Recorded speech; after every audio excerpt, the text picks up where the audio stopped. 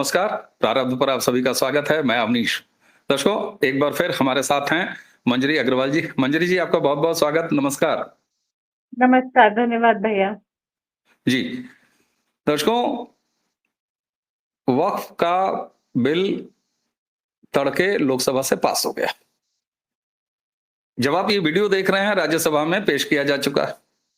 वहां भी पास हो जाएगा, कंफर्टेबल मेजॉरिटी है। एक सस्ता चुटकुला सुनाता हूं मंजरी जी आपको भी।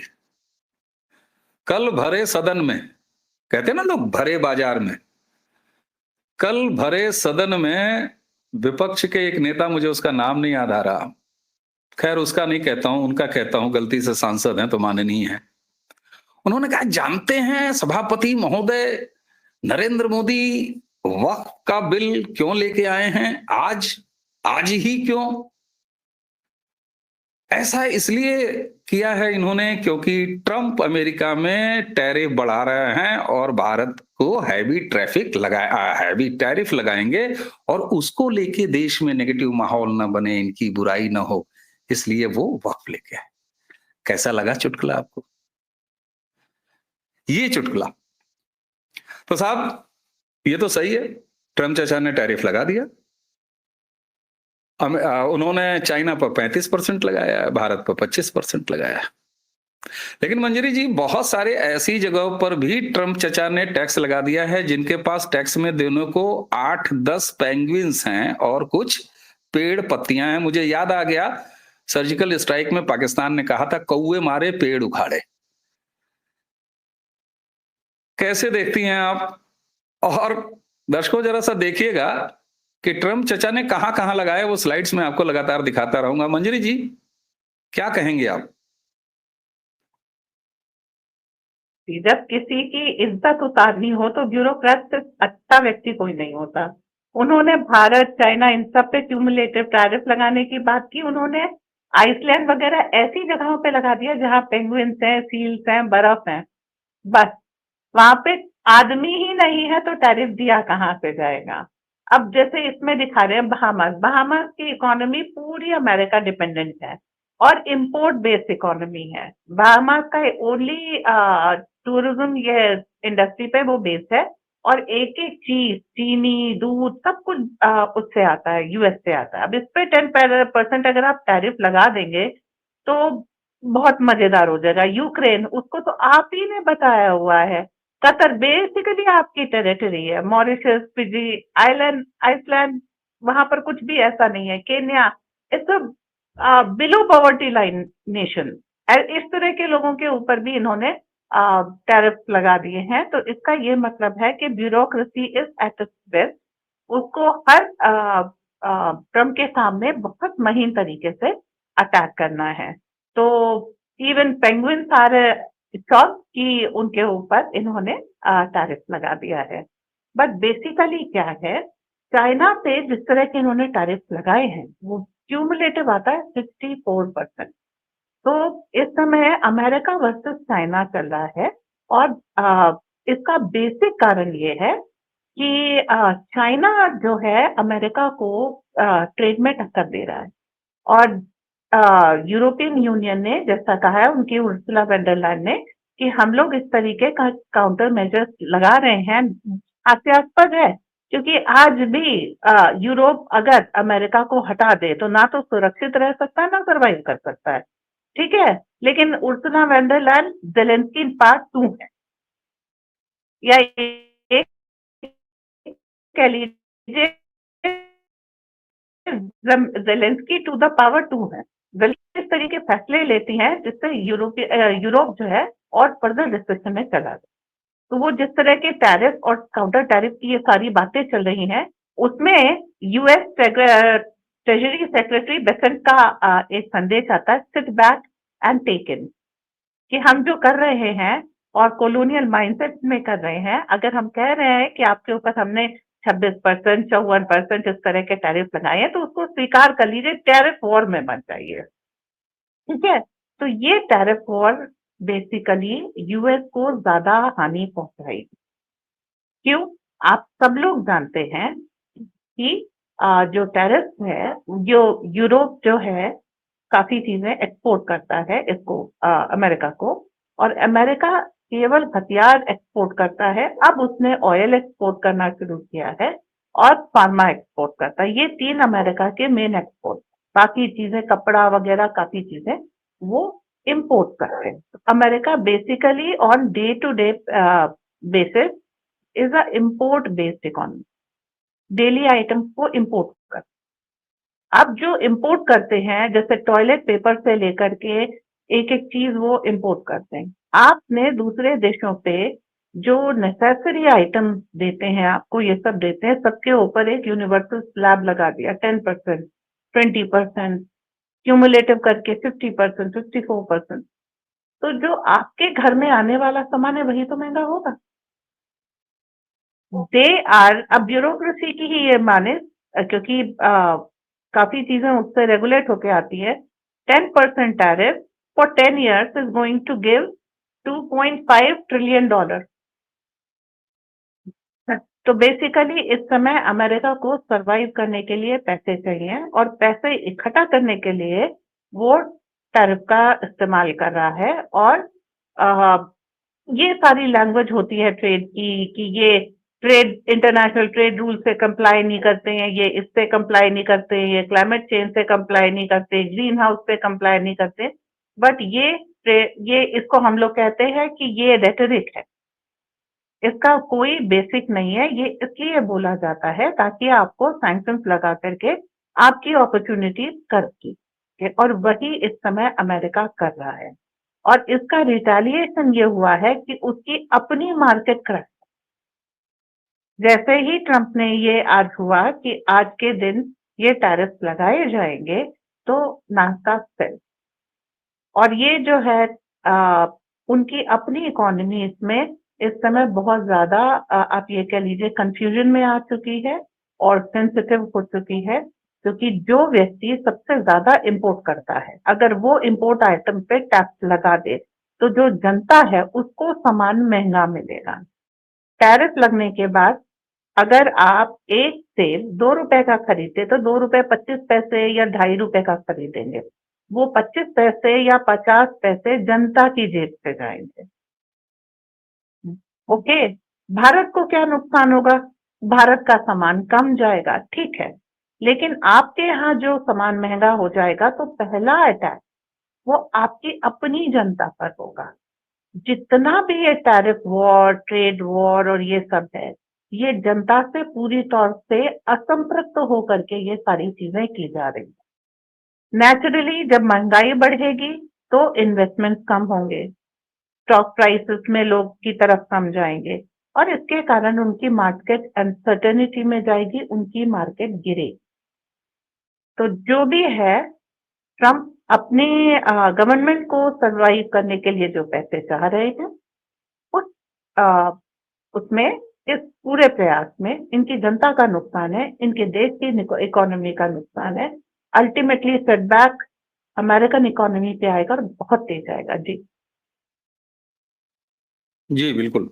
अच्छा मंजरी जी, अब मैं आपसे 2-3 चीजें खाली पॉइंट में समझना चाहूंगा। एक तो ये बता दीजिएगा, अंग्रेजी की स्लाइड जो मैंने दिखाई, रेसिप्रोकल एक शब्द लिखा हुआ है, तो ये रेसिप्रोकल टैरिफ, इसका क्या मतलब है दर्शकों के लिए? एक तो ये एक चीज जो मुझे समझ में आई, मैं भी मैनेजमेंट का छात्र रहा हूं, इकोनॉमी हमने भी पढ़ी है, इंटरनेशनल इकोनॉमी भी पढ़ी है, बिजनेस भी पढ़ा है, व्यापार प्रबंधन का छात्र रहा हूं।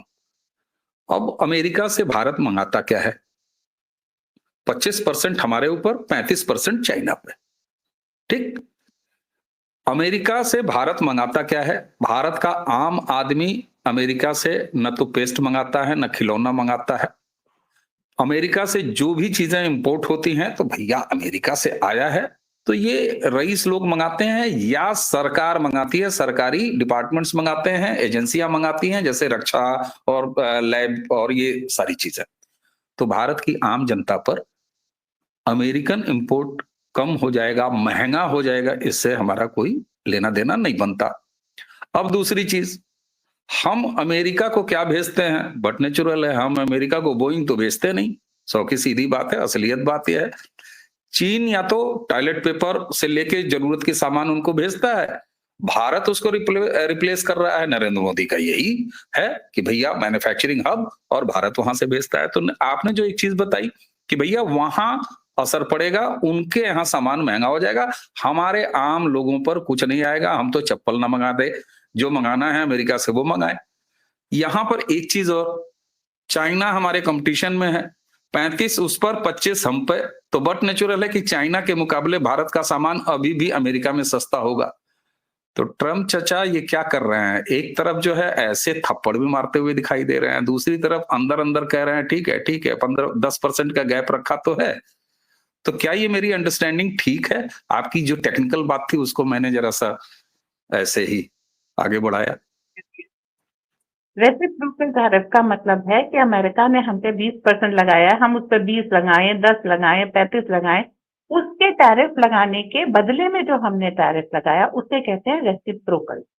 अब जैसे जैसे ये रेसिप्रोकल में क्या होता है, एक चीज आगे बढ़ती जाती है। उन्होंने 10 लगाया, हमने मान लीजिए 11 लगाया, तो उन्होंने 12 कर दिया, फिर हमने 14 कर दिया। तो इससे क्या होता है, टैरिफ वॉर शुरू हो जाती है।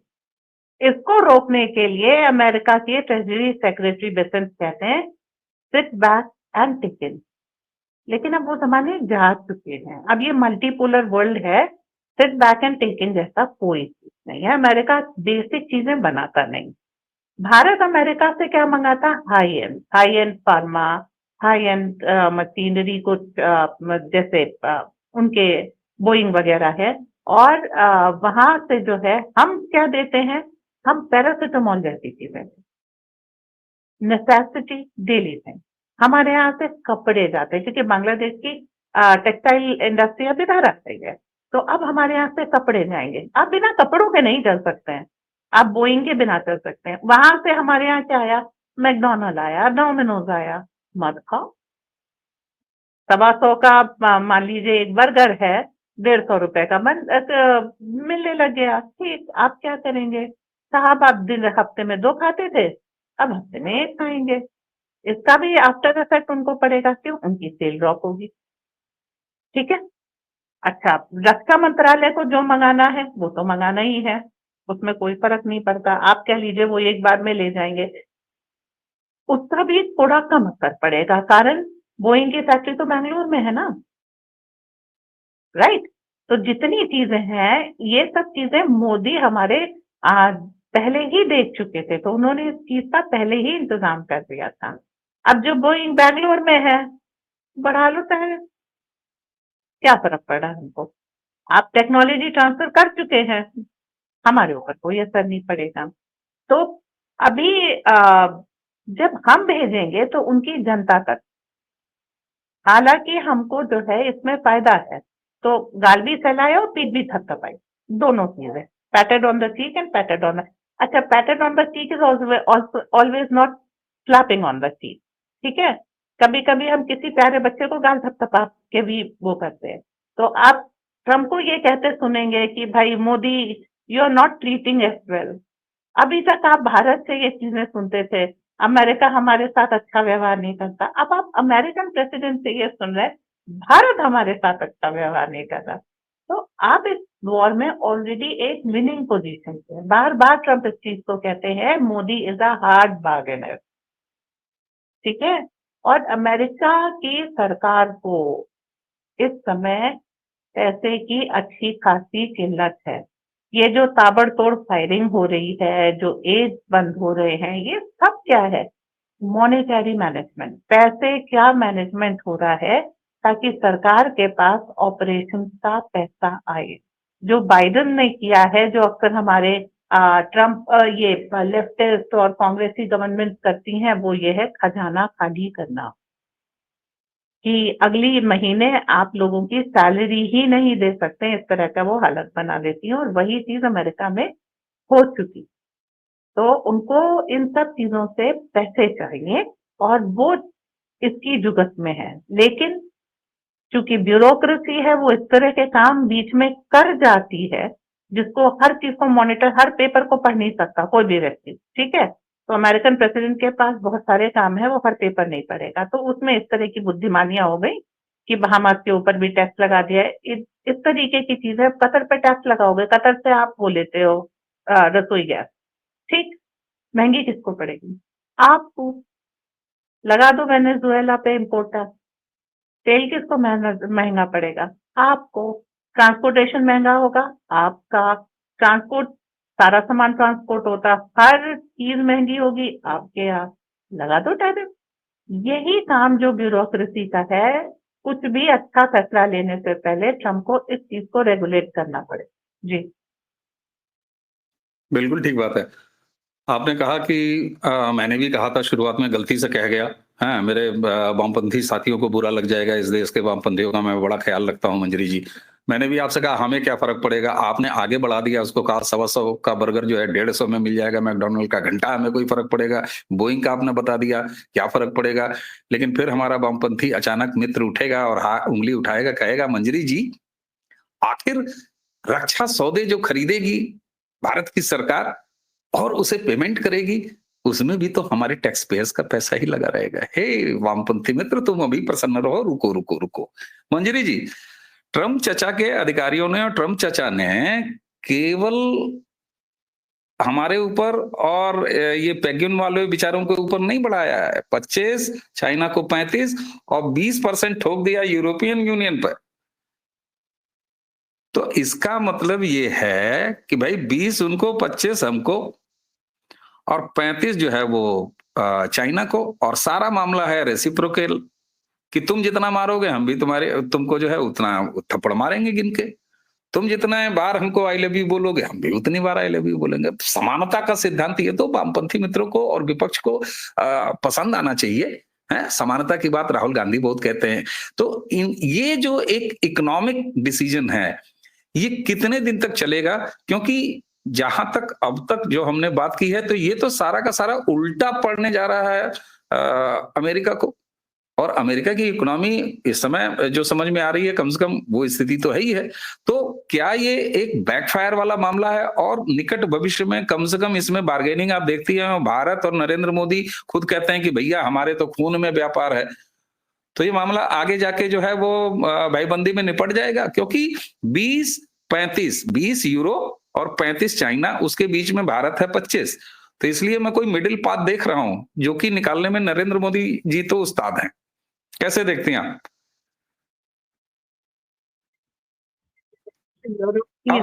ईयू की हेड है, उन्होंने ये 20% टैरिफ को रेसिप्रोकेट करने की बात कही है।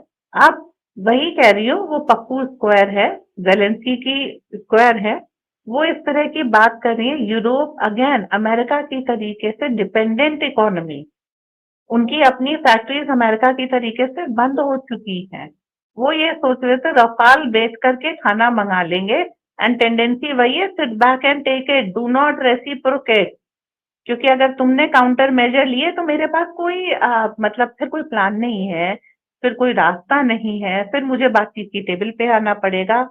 और जो मैंने आपके ऊपर टैरिफ स्लैप किए थे, लगाए नहीं जाते हैं, स्लैप किए जाते हैं, मतलब थप्पड़ की तरीके से मारे जाते हैं, मुंह पे फेंक के मारे थे, वो मुझे उठा करके वापस रखने पड़ेंगे। और शायद इस बार्गेनिंग ट्रिप में मुझे कुछ और भी लूज करना पड़े।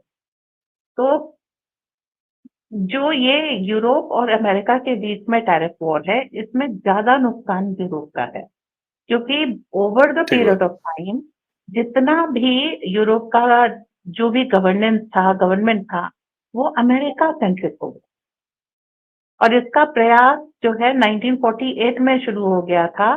इटली में पहली जो यूएस फ्रेंडली सरकार बनी थी, तब से लेकर के आज 2025 तक जितनी भी सरकारें हैं उनको इलेक्शन मेडलिंग करके ये प्रो यूएस बनाते जा रहे हैं। और प्रो यूएस के जी कारण जब ये यूएस से कोई भी पंगा लेंगे तो सबसे पहले इकोनॉमिक टर्मोइल किसमें आएगा? यूरोपियन यूनियन में। ठीक और बात। वो यूक्रेन के थ्रू रशिया से ट्रेड वॉर में भी फंसे, वो ट्रेड वॉर में भी फंसे। अभी आज गुस्सा हो करके रशिया वहां पे गेहूं और गैस रोक दे और बिजली रोक दे तो भाई साहब वहां पर बहुत तकलीफें आ जाएंगी। ठीक पर बात। अभी वो भविष्य की ओर नहीं देखते। ठीक। भारत इसमें मिडिल ग्राउंड ले जाएगा, ठीक है।